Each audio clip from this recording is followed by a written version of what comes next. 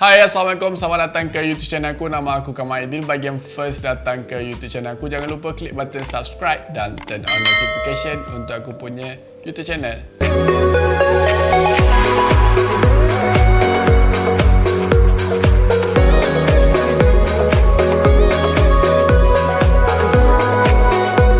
Video kali ni aku nak share dengan korang 5 perkara yang penting dan korang perlu tahu sebelum korang beli produk Mac Mini M1. Untuk software ni sebenarnya sangat general lah, sangat menyeluruh dan sangat luas. Bagi aku, software tu memang akan ada certain software yang tidak compatible dengan M1 chip lagi. Nasihat aku, sebelum korang beli any produk M1, korang research dulu software yang korang nak guna boleh install ataupun tak. Bluetooth problem ni memang sangat-sangat ketara. Semua pengguna M1, sama ada Mac Mini ataupun Apple MacBook Pro M1, akan hadapi benda ni, Bluetooth problem. Aku punya masalah tu berlaku pada awal aku punya pembelian lah. Pas penggunaan tu dah 2 bulan and then kita dah ada a few update daripada OS, daripada Apple sendiri. So version dia dah up sikit. Aku rasa masalah tu dah semakin kurang, kecuali aku punya bateri Magic Mouse ataupun keyboard keychron aku berkurangan. External hard disk, korang memang tak boleh nak guna Windows punya format.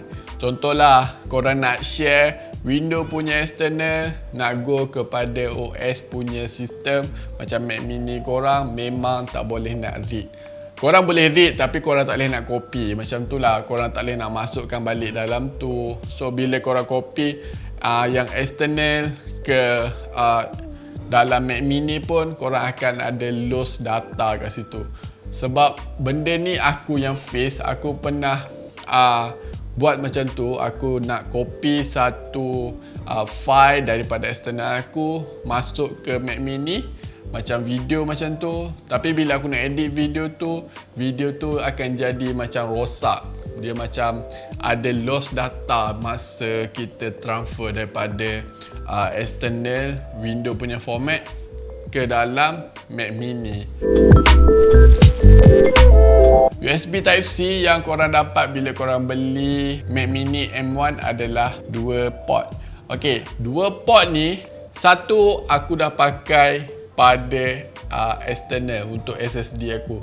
Aku nak tambah storage, so aku guna USB Type-C ni untuk aku punya SSD external. So aku ada satu lagi port untuk USB Type-C. In case lah kalau aku beli monitor yang USB Type-C and then aku nak buat dual monitor, aku kena guna HDMI and USB Type-C. So aku dah tak ada lagi port USB Type-C. And then korang hanya boleh guna function untuk port USB 3.0 macam tu and then 2.0. That's all. So dia sangat limited.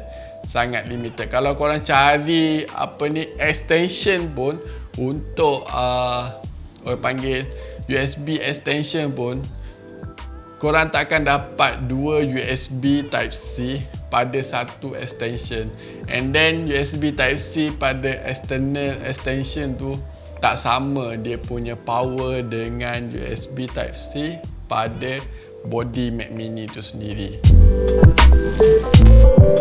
Apple punya OS updated, korang akan face satu masalah yang akan ada mana-mana features korang akan terreset ataupun korang kena cari balik solution macam mana nak bagi dia turn on macam tu. Benda ni aku face masa aku nak connectkan AirPlay aku dengan iPad. So previously sebelum aku update memang tak ada masalah, aku boleh connect je macam tu. Tapi bila dah aku update OS, dia tak boleh nak recognize pula aku punya iPad dengan aku punya Mac mini. So kita orang tak boleh nak sync. Apa solution? Kita kena tengok internet lah and then cari balik solution dia.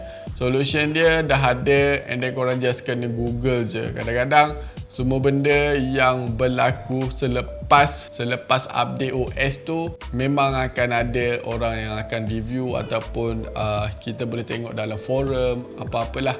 Korang kena cari sikit lah in case lah features yang korang nak guna sekarang tu problem. So korang kena Google lah.